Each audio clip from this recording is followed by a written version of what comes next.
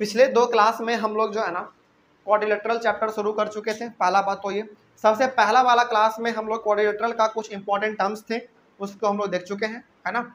उसके बाद वाले क्लास में यानी कि पिछले यानी कि कल हम लोग क्या पढ़ चुके थे, टाइप्स ऑफ क्वाड्रिलेटरल। दोनों चीज़ हम लोग पढ़ चुके हैं और ये दोनों यदि पूरा क्लियर है ना, तो फिर ये चैप्टर बड़ा ही मजेदार लगने वाला है, बड़ा ही आसान लगने वाला है। ठीक है, चलिए अब आगे। अब ये जो चैप्टर है ना थ्योरम से भरा हुआ है, थ्योरम से पूरा का पूरा भरा हुआ है। लगभग इसमें 8-10 थ्योरम आपको पढ़ना है, क्योंकि एनसीईआरटी में खुद 10 थ्योरम है। एनसीईआरटी में 10 है तो कम से कम आपको 10 पढ़ना ही पड़ेगा, है ना। और हम लोग किस प्रकार से पढ़ेंगे थ्योरम को वो भी बता देते हैं, ठीक है, वो भी बात कर लेते हैं। हम लोग जो है ना थ्योरम को क्या करेंगे, जैसे 10 थ्योरम है, ठीक है, तो पहले थ्योरम को हम लोग सॉल्व पढ़ लेंगे, थ्योरम वो क्या कह रहा है, और उस थ्योरम से रिलेटेड जो भी सवाल है उसको बनाने की कोशिश करेंगे। ठीक है, तो ऐसे ना हमारा दोनों चीज साथ साथ चलता रहेगा, थ्योरम से रिलेटेड सवाल, फिर से थ्योरम से रिलेटेड सवाल। इस प्रकार से हमारा दोनों एक ही वक्त खत्म हो जाएगा, थ्योरम भी और सवाल भी। बात ठीक है। तो हम लोग ये नहीं करने जा रहे हैं कि 10 थ्योरम है तो 10 थ्योरम पहले एक बार पढ़ लेंगे, नहीं, थ्योरम पढ़ेंगे सवाल बनाएंगे, थ्योरम पढ़ेंगे सवाल बनाएंगे। ऐसे क्या होगा, ऐसे आपका प्रैक्टिस भी होता चला जाएगा। नहीं तो हो सकता है कि 2 थ्योरम आज पढ़ लिए, ठीक है, 2 थ्योरम कल पढ़ेंगे, उसके बाद फिर दो। जो पहले दिन आपने 2 थ्योरम पढ़ा, हो सकता है वो 5वें दिन आप भूल जाएं, आप सवालों से उसको रिलेट ही ना कर पाए, है ना। तो इस चीज़ से बचने के लिए हम लोग क्या करेंगे, थ्योरम को पढ़ेंगे सवाल बनाएंगे, थ्योरम को पढ़ेंगे सवाल बनाएंगे। तो इससे हमारा थ्योरम भी होता जाएगा और उस थ्योरम से जो हमारा सवाल रहेगा वो भी बनता चला जाएगा, तो रिवीजन हमारा अच्छा खासा हो जाएगा। चलिए, और इसी के साथ हमारा चैप्टर भी खत्म हो जाएगा, है ना। चलिए, तो हम लोग तरीका यही अपनाने वाले हैं। तो सबसे पहला थ्योरम हमारा यहाँ पे है और ये थ्योरम बहुत सिंपल है, बहुत ज़्यादा सिंपल है। इसको आपने क्लास 8 में भी पढ़ा है, हाँ क्लास 8 में भी ये चीज़ है। और इससे रिलेटेड ना यही 2 बेसिक सा सवाल है और इसको भी आपने इसको भी आपने क्लास 8 में बना रखा है आपने, ठीक है। अच्छा, दोनों सवाल एक ही है क्या? एक ही जैसा है ना। अच्छा, थोड़ा सा हम इसको चेंज करेंगे, सेकंड वाला सवाल को हम चेंज करेंगे क्योंकि दोनों एक ही जैसा है। The angles of a quadrilateral are in the ratio, हाँ आर इन द रेशियो कर लेते हैं, ratio are in the ratio. थोड़ा सा इसको अलग कर देते हैं ताकि 2 प्रकार का सवाल बन जाए। The angles of a quadrilateral are in the ratio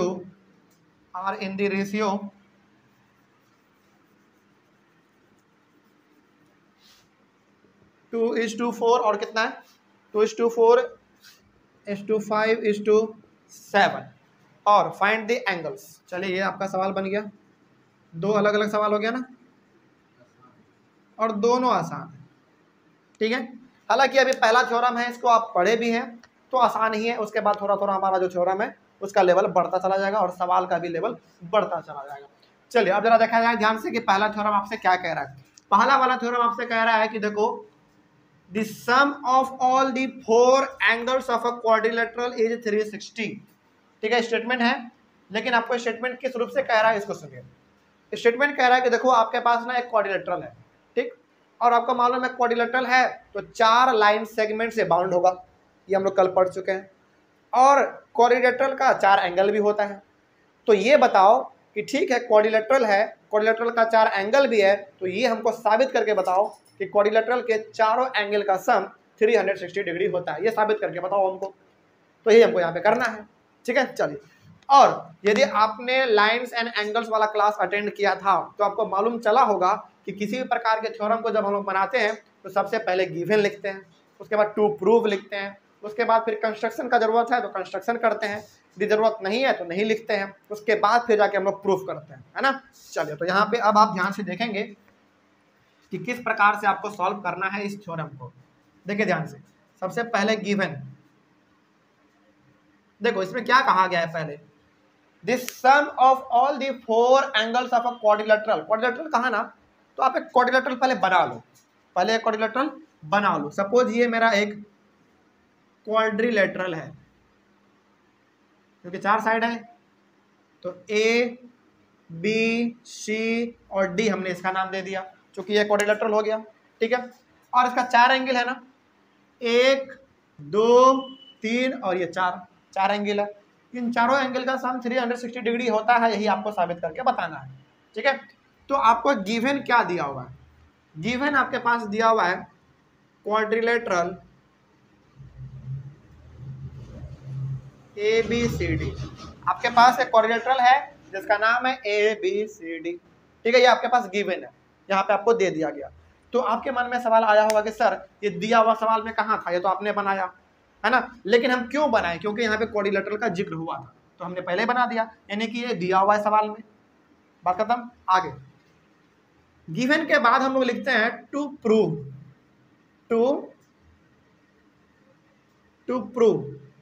two proof में हम लोग वो चीज लिखते हैं जो कि आपको साबित करना है। साबित आपको क्या करना है कि 4 एंगल है, चारों एंगल का सम 360 डिग्री होता है, यही आप साबित करके बताओ, है ना। यही आपको साबित करना है। तो इसका मतलब हुआ कि angle A plus angle B plus angle C plus angle D is equals to 360 degree, यही आपको साबित करके बताना है, ठीक है। आगे उसके बाद ना कंस्ट्रक्शन करते हैं, लेकिन कंस्ट्रक्शन का जरूरत है तभी करेंगे, नहीं जरूरत है तो नहीं करेंगे। लेकिन इस सवाल में कंस्ट्रक्शन का जरूरत है, तो हम लोग यहाँ पे कंस्ट्रक्शन भी करेंगे। तो आप यहाँ पे लिखिए कंस्ट्रक्शन को CONST लिख के थोड़ा सा डॉट दे दो, काम चल जाएगा, ठीक है। इसमें आपको करना क्या है? इसमें आपको ज्वाइन करना है। या तो आप इसमें ज्वाइन A को C से कर सकते हैं, या फिर आप B से D को कर सकते हैं। तो आपको जो अच्छा लगे, चलो हम लोग यहाँ पे A से C को ज्वाइन ही कर देते हैं, तो 2 ट्रायंगल बन गया ना। आगे तो ज्वाइन AC, हमको लगता है अब आपको समझ में आ गया होगा कि हम क्या करने वाले हैं, है ना। हाँ बस वही है बस थोड़ा सा सब। तो ये हो गया कंस्ट्रक्शन में ज्वाइन हमने कर दिया AC को, ठीक है। आगे बढ़ते हैं। अब ना कुछ नेमिंग कर दो। जैसे आपको यहाँ पे दिख रहा होगा कि यहाँ पे भी एंगल हमारा बनेगा, तो इसको A1 मान लो। यहाँ पे भी एंगल है 2 मान लो, इसको 3 मान लो, इसको 4 मान लो, इसको 5 मान लो और इसको 6 मान लो। एंगल बन रहा है तो आप मान सकते हैं कुछ भी, है ना। आगे अब हमारा चालू होता है प्रूफ वाला एरिया, जो कि इंपॉर्टेंट है। यही आपको प्रूफ करना है और यही आपके लिए सबसे इंपॉर्टेंट भी है, ठीक है। देखिए अब आप गौर करेंगे तो आपके पास एक क्वाड्रिलेटरल है ABCD क्वाड्रिलेटरल है।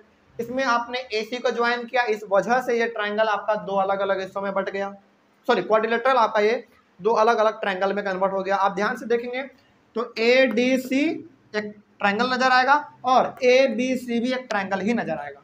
और आप बताइए, हमने आपको ट्रायंगल पढ़ाया है, तो ट्रायंगल के टोटल एंगल का सम कितना होता है? 180 होता है, सिंपल सी बात। तो हम लोग यहाँ पे क्या करने वाले हैं, हम लोग एक एक ट्रायंगल का बात करेंगे, ठीक है। इन ट्रायंगल ADC का पहले बात कर लो, ADC का।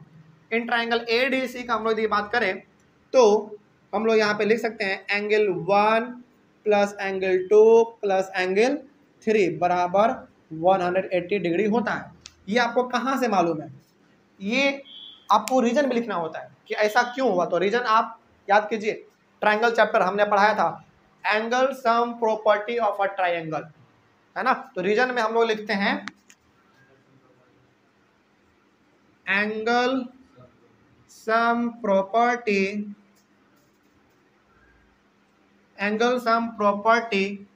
Of a triangle. लिखने की जरूरत नहीं है, सिंपल बना दो, काम चल जाएगा, ठीक है। तो angle sum property of a triangle के तहत हम लोग कह सकते हैं कि इन तीनों एंगल का जो सम है वो 180 होता है, ठीक है। और आप इसको क्या कर लो, फर्स्ट इक्वेशन मान लो, यानी कि पहला मान लो, ठीक है। अगेन दोबारा अब हम लोग बात करने वाले हैं इस ट्रायंगल का। तो इन ट्रायंगल ABC का यदि हम लोग बात करें तो इसमें आप देखेंगे कि angle 4 plus angle 5 plus angle 6 ये भी 180 ही होता है। कौन सा?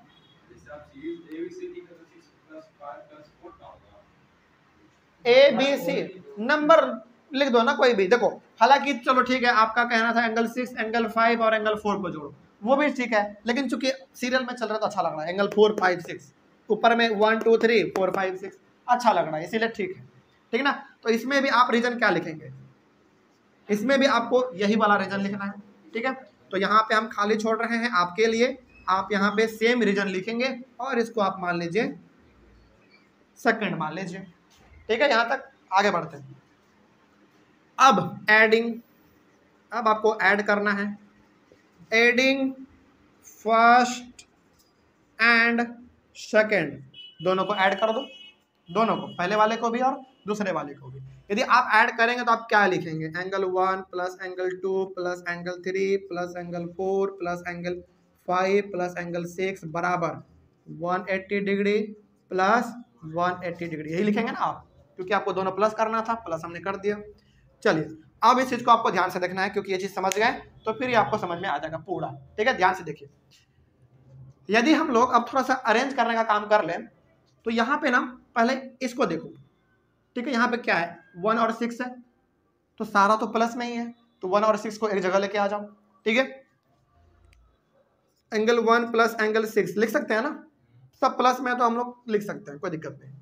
उसके बाद ये वाला है, चलो बी वाला कर लो पहले, ये एंगल 5 है, अकेला है तो एंगल 5 को पहले लिख दो, एंगल 5 प्लस, अब इसमें आ जाओ 3 और 4 दोनों है, तो एंगल 3 प्लस एंगल 4 प्लस, अब इसमें आ जाओ केवल 2 ही है, तो एंगल 2 बराबर, इन दोनों को ऐड कर दो 360 डिग्री। आगे बढ़ते हैं। अब आपको हमको एक बात बताइए कि यदि हम लोग यहाँ पे एंगल 1 प्लस एंगल 6 लिखे हैं, इसका मतलब इन दोनों के बदले हम लोग क्या लिख सकते हैं, एंगल ए लिख सकते हैं, बिल्कुल लिख सकते हैं, क्योंकि इन दोनों का सम ही हमारा क्या कहलाएगा, ये पूरा एंगल है ना। तो इसके बदले हम लोग लिख सकते हैं एंगल ए प्लस एंगल 5 के बदले क्या लिख सकते हैं, एंगल बी लिख सकते हैं, तो एंगल बी आप यहाँ पे लिख दो, प्लस एंगल सी के बदले क्या लिख सकते हैं, सॉरी एंगल 3 प्लस 4, 3 और प्लस 4 है ना, हाँ, इन दोनों के बदले क्या लिख सकते हैं, एंगल सी लिख सकते हैं, है ना। तो एंगल सी प्लस यहाँ पे केवल कौन सा बच गया, 2 बच गया ना, तो 2 के लिए क्या लिख सकते हैं, एंगल डी लिख सकते हैं, तो एंगल डी बराबर 360 डिग्री। क्या ही आपको प्रूफ करना था क्या, टू प्रूफ में देख लो, angle A plus angle B plus angle C plus angle D बराबर 360 डिग्री, क्या वही चीज आया, बिल्कुल आ गया। तो इतना करने के बाद ना थोड़ा बहुत आपको समझ में आ गया होगा कि कैसे क्या किया जाता है ना। अब हमारे पास एक बड़ा ही खूबसूरत सा वर्ड है, हैंड्स प्रूव्ड, है ना, तो आप उसको लिख दीजिए, ये लिखने में बड़ा मजा आता है ना, हैंड्स, और एक लाइन ऐसे खींच दोगे तब तो मजा और आ जाएगा, है ना। चलो ये हो गया हमारा हैंड्स प्रूव्ड। तो इस प्रकार से जो हमारा पहला थ्योरम था वो हम लोग सफलतापूर्वक प्रूफ कर चुके हैं। देखो बेसिकली थ्योरम में करना क्या होता है ना, 3 चीज आपको हमेशा लिखना ही पड़ेगा थ्योरम में, जो गिवन है, जो प्रूफ करना है, और प्रूफ करने का स्टेप पूरा, है ना। और कंस्ट्रक्शन हम लोग बार बार नहीं लिखते हैं, यदि किसी में जरूरत है तो लिखेंगे, जरूरत नहीं है नहीं लिखेंगे, है ना। तो ये पहला थ्योरम था हमारा, और इस थ्योरम से रिलेटेड है ना 2 ही प्रकार का सवाल हर बार लगभग पूछा जाता है, एक ये वाला और एक ये वाला, और ये सवाल हमको लगता ही नहीं है कि बताने का जरूरत है ना, बहुत बार बनाए हैं, चलो फिर भी है तो हम लोग बना ही लेते हैं।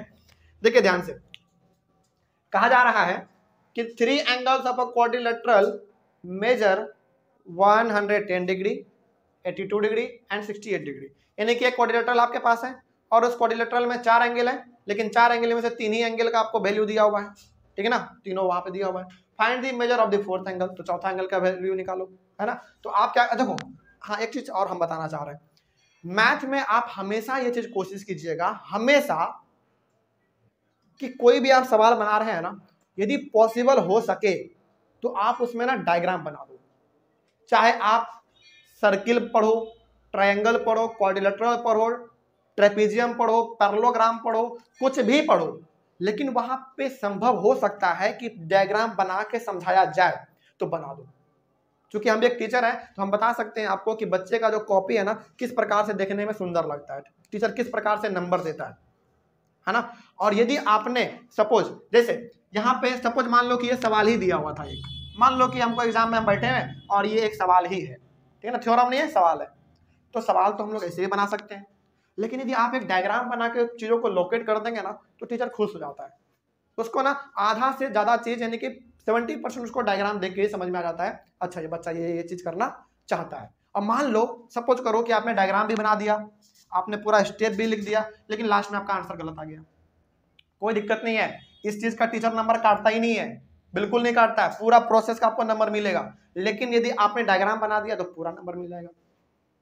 आंसर गलत आ जाए टीचर को इससे मतलब नहीं है, बस टीचर ये चाहता है कि बच्चा जो तरीका लगाया है ना वो सही है कि नहीं, और तरीका सही है तो गलती किससे नहीं होता है। आंसर गलत आ सकता है लेकिन तरीका सही है तो फिर पूरा नंबर मिलेगा, है ना। तो डायग्राम और तरीका यदि आपको मालूम है तो फिर अच्छा नंबर मिल जाता है, ठीक है। इस बात को हमेशा ध्यान रखिएगा। और ये चीज़ हम क्लास 10th वाले को भी बताते हैं, खास करके मैथ और साइंस में खास करके, क्योंकि मैथ और साइंस ये दो ऐसा सब्जेक्ट है जिसमें कि डायग्राम बनाया जा सकता है। एसएसटी में आप क्या बना सकते हो, एसएसटी में, हाँ मान लो एसएसटी में पूछ दिया फ्रेंच रेवोल्यूशन, तो क्या आप फ्रेंच रेवोल्यूशन का पूरा बनाने जाएंगे मैथ? चलो बना, मान लो बना भी लेते हैं, उसको बनाने के चक्कर में सारा सवाल छूट जाएगा, है ना। तो साइंस और मैथ खास करके ये दो ऐसा होता है जिसमें क्या डायग्राम बना सकते हैं, बड़ा नहीं बनाना होता है, छोटा सा ही, बस टीचर को मालूम चल जाए कि लड़के को कॉन्सेप्ट मालूम है, बस, है ना, ये चीज है। तो डायग्राम आप बना लीजिए। तो यहाँ पे हम डायग्राम एक बना लेते हैं, क्वाड्रिलेटरल का बात हुआ है तो आप एक क्वाड्रिलेटरल बना लो। चलो इसका नेमिंग भी कर देते हैं ABCD, ठीक है। अब इसमें क्या कहा गया था कि इसका जो 3 एंगल है ना, तीनों एंगल का सम दिया हुआ है, सॉरी वैल्यू दिया हुआ है। तो अब तो आपको ये यहाँ पे ये तो नहीं कहा है ना कि एंगल A का ही दिया हुआ है, B का ही दिया हुआ है, C का ही दिया हुआ है, ये तो नहीं कहा कहीं पे, लेकिन हम लोग तो मान सकते हैं, है ना। तो चलिए मान लीजिए कि इसका जो है वो 110 दिया हुआ है और इसका कितना है 82 दिया हुआ है और इसका जो है 68 दिया हुआ है, सपोज कर लो। तो आपको फाइंड करना है ये वाला क्या है, फाइंड करो, है ना। तो आपको मालूम चल गया होगा अब इस थ्योरम से कि क्वाड्रिलेटरल के चारों एंगल का सम 360 होता है ना। तो अब आप यहाँ पे क्या करेंगे, सॉल्यूशन देखिए इसका। Solution, angle A plus angle B plus angle C, चलो इसको ऐसे करो,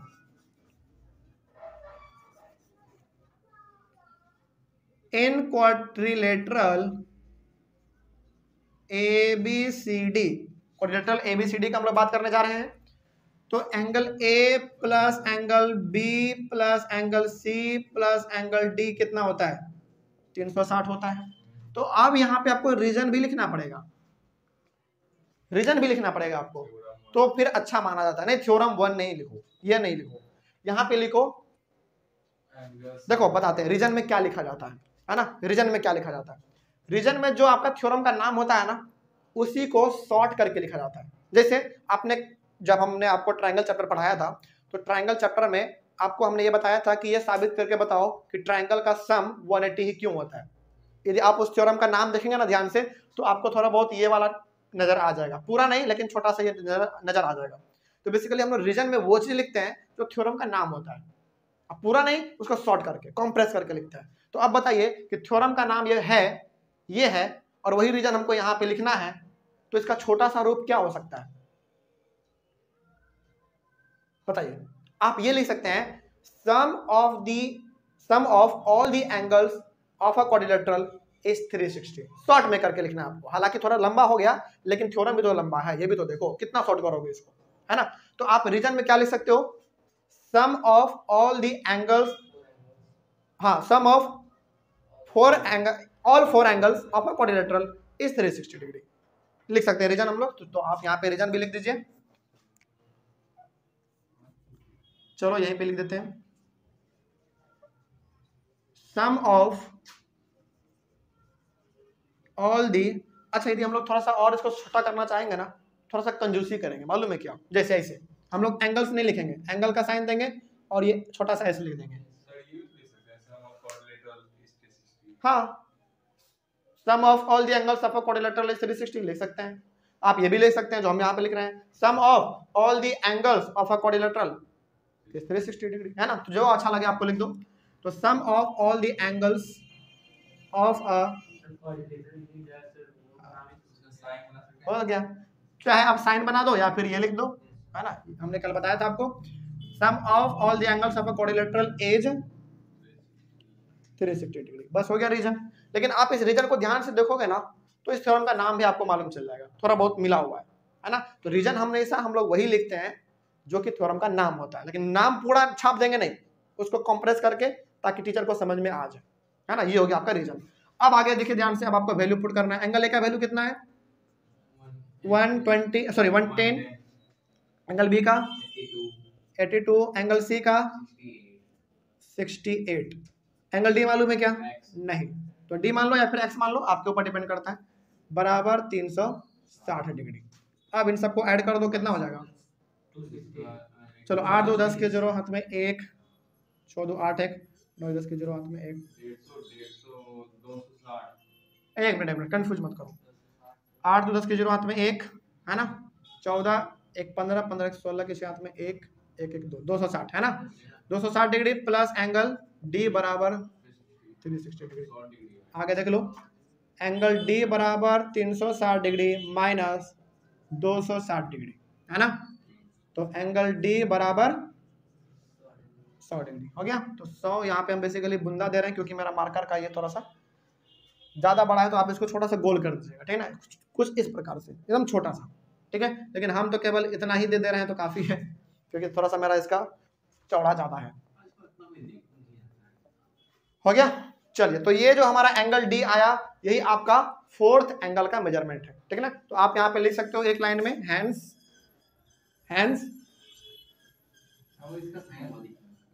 ये साइन, हैंड्स का बस याद रखो, वही सबसे ज्यादा इस्तेमाल होता है, ठीक है। तो हैंड्स, हाँ हैंड्स देयरफॉर का ये वाला साइन होता है, ये वाला है ना, एकदम चेहरा जैसा ये देयरफॉर है और ये हैंड्स है। हैंड्स द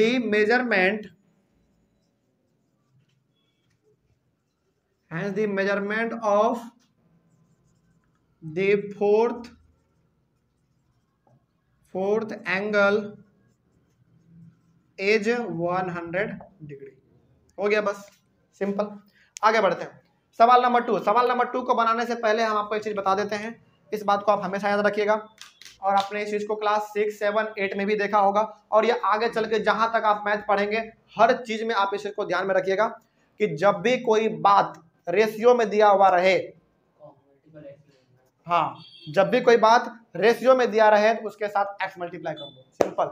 जैसे यहाँ पे 2 है, 2x 4x 5x 7x, बस रेशियो वाला सवाल हमेशा ऐसा ही बनता है, ठीक है। चलिए आगे बढ़ते हैं। हाँ बिल्कुल, तो यहाँ पे लिखा हुआ है the angles of a quadrilateral are in the ratio, यानी कि ये जो है ना सारा का सारा एंगल में है, एंगल है लेकिन रेशियो में दिया हुआ है। फाइंड दी एंगल्स, एंगल आपको फाइंड करना है। तो चलो मान लो कि आपका जो है ये एक क्वाड्रिलेटरल है,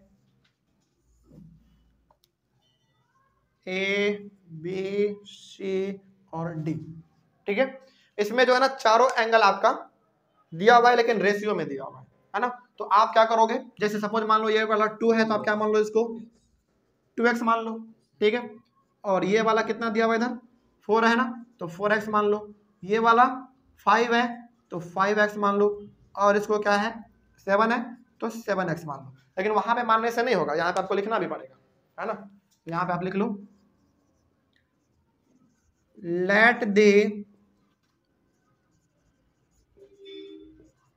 let the angles be 2x 4x 5x and 7x।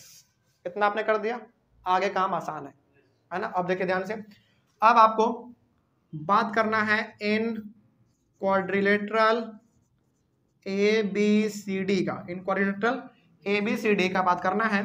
तो angle A plus angle B plus angle C plus angle D बराबर 360 डिग्री। एंगल ए कितना है 2x plus 4x plus 5x plus 7x बराबर 360 degree. चलो 2 और 6 6 5 11 11 और 7 18, 18x बराबर 360 degree, x बराबर 360 डिग्री बराबर 18, बिल्कुल। तो 18 1 जा 18 और 18 2 जा 20 डिग्री, ठीक है। तो यहाँ पे जो है x का वैल्यू कितना आया 20 डिग्री। अब यहाँ पे केवल आपका x का वैल्यू 20 डिग्री आया है। अब जहां जहां है हमारा x x x 20 20 मल्टीप्लाई कर दो तो हर एक एंगल का वैल्यू आ जाएगा, है ना। तो अब यहाँ पे करना क्या, देखो ये आ गया, एंगल A बराबर 2x था तो 2 इंटू एक्स का वैल्यू 20 डिग्री बराबर 40 डिग्री। उसी प्रकार से एंगल बी बराबर 4x यानी कि 4 इंटू 80 डिग्री। एंगल सी बराबर 5x यानी कि 5 into 20 degree 100 degree. Angle D बराबर 7x 7 इंटू 20 डिग्री 140 डिग्री। अब जब आप इन सब को ऐड करेंगे ना तो बिल्कुल 360 डिग्री ही आएगा। ऐड करके आप देख सकते हैं, हो गया। तो आपको वही निकालना था क्या, फाइंड द एंगल्स। तो एंगल निकल गया हमारा चारों, ठीक है। तो हम लोग बेसिकली ऐसे ही बनाएंगे, थ्योरम बनाएंगे, सवाल बनाएंगे, थ्योरम बनाएंगे, सवाल सॉल्व करेंगे। तो ऐसे आपको मालूम चलता रहेगा कि आखिर ये थ्योरम जो हमने पढ़ा है उससे सवाल कैसे बनेगा, है ना। चलो, तो ऑनलाइन वाले बच्चे पहले आप एक बार इसका स्क्रीनशॉट ले लीजिए। स्क्रीनशॉट लेने के बाद हमने अभी केवल अपना पहला थ्योरम सॉल्व किया है ना। और आगे हमारा और थ्योरम आएगा और सवाल आएगा, उसको भी हम लोग एक एक करके सॉल्व करते चलेंगे। थैंक यू वेरी मच, और मिलेंगे हम लोग अपने अगले वाले क्लास में।